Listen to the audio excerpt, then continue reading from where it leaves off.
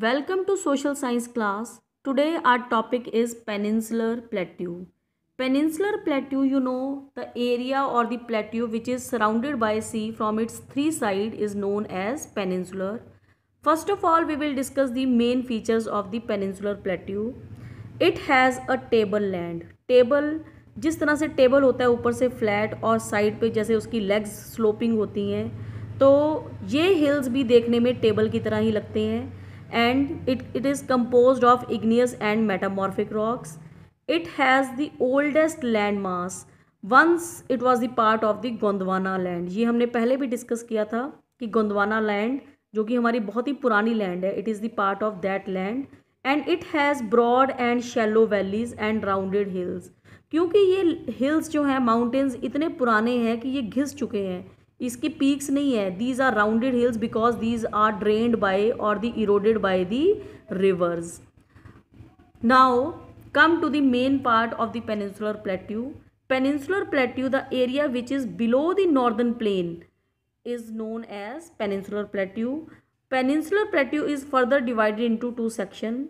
The part which is the north of Narmada river is known as central highland, and the part of the peninsular plateau which is south of Narmada river is known as Deccan plateau. This is Narmada river which is originating from Madhya Pradesh and moving towards the west.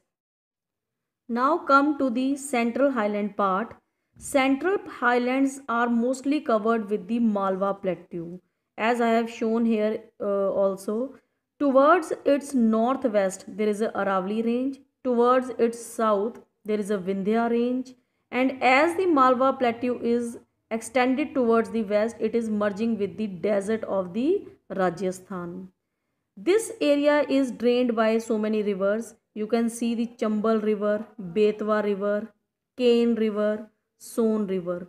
All these rivers are generating from the or originating from the southwest and moving towards the northeast.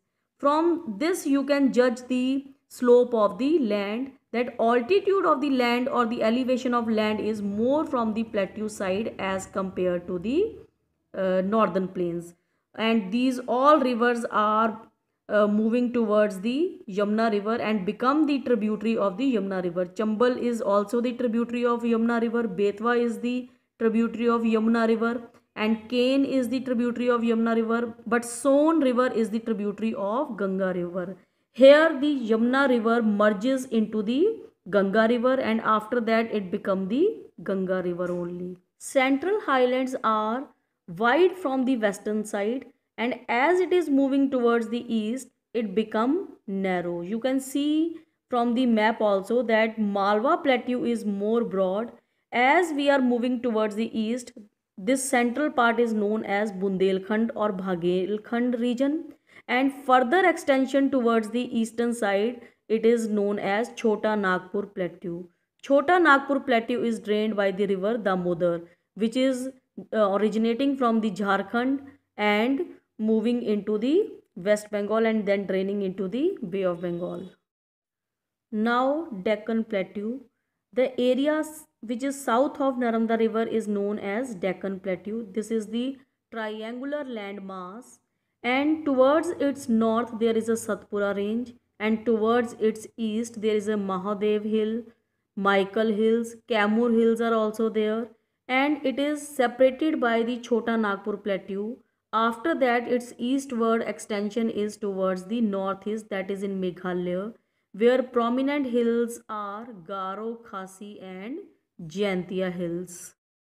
On the western edge of the Deccan Plateau there is Western Ghats. The average elevation of the Western Ghat is 900 to 1600 meters. Its height is more from the southern side as compared to the northern side. They are increasing from north to south. And the highest peak of this Western Ghat is Anaimudi, which is in Kerala. They are more continuous as compared to the Eastern Ghat, and it can be crossed only through passes. And parallel to the Western Ghat there is a western coast also. Now Eastern Ghats.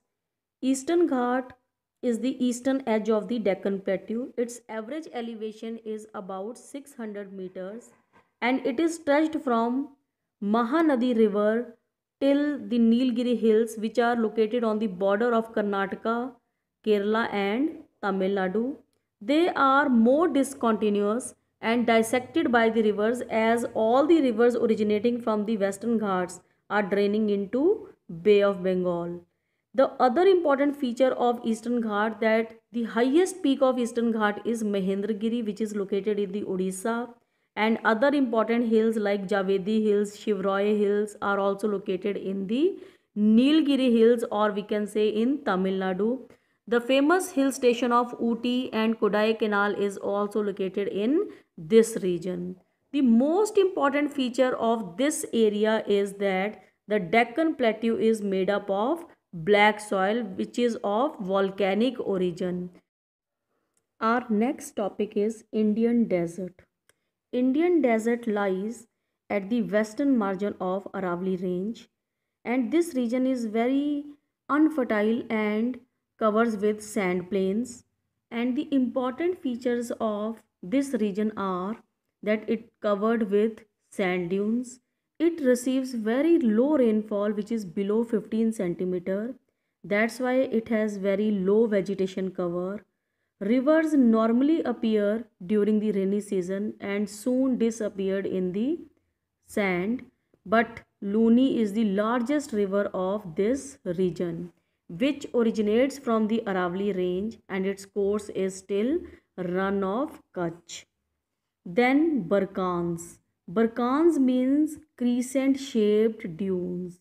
These are the sand dunes which shaped like a crescent moon, because the side of the Barkan or the side of the hill which face the wind, it appears convex. That's why these are called Barkans.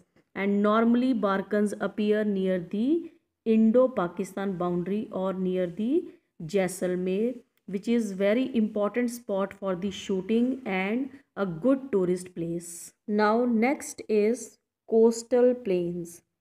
The sides of the peninsular plateau stretched with the coastal plains along the Arabian Sea as well as Bay of Bengal.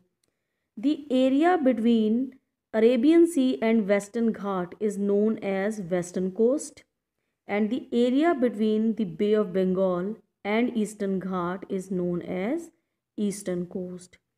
Western Coast is a narrow strip. You can notice the area of the Western Coast which is very narrow, but on the other hand Eastern Ghats are very wide and leveled. Western Coast is divided into three sections. The part of Mumbai, Goa is known as Konkan Coast. The further stretch of Karnataka is known as Kannada Plains, and the southern stretch of Kerala is known as Malabar Coast. This coast is named after the fisherman community of Kerala. Then Eastern Coast is also divided into two sections.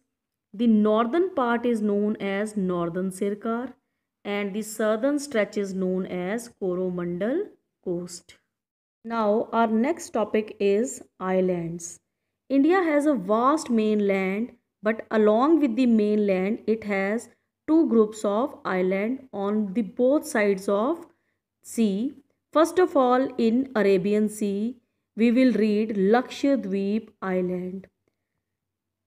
Earlier it was known as Laccadive, Minicoy and Amendive, but in 1973 it was renamed as Lakshadweep Island.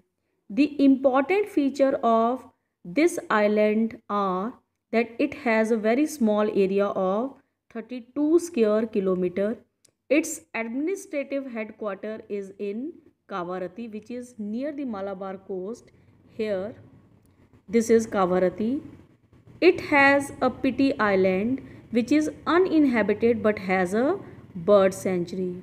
Lakshadweep Island are very famous for its coral polyps. Coral polyps means skeletons of tiny marine animals.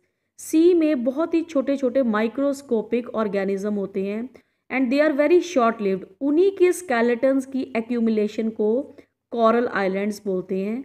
जैसे आपने शंख, सिपियाँ, shells वगैरह के बारे में सुना होगा जो सी वाटर से मिलती हैं। These are known as coral polyps.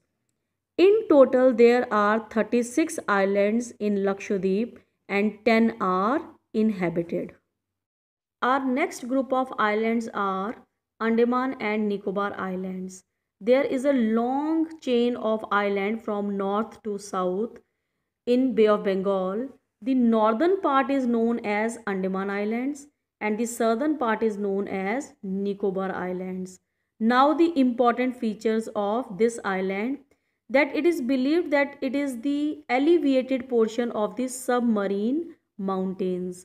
Ocean के अंदर माउंटेन्स हैं, उसी की जो अपलैंड है, अपर पार्ट, उसी को हम क्या बोलते हैं? Islands. So this is the elevated land और the elevated portion of the submarine islands. Next is Barren Island. I have pointed the Barren Island here. It is the only active volcano in the world. Next feature is that it has very rich biodiversity, rich flora and fauna and thick forest cover.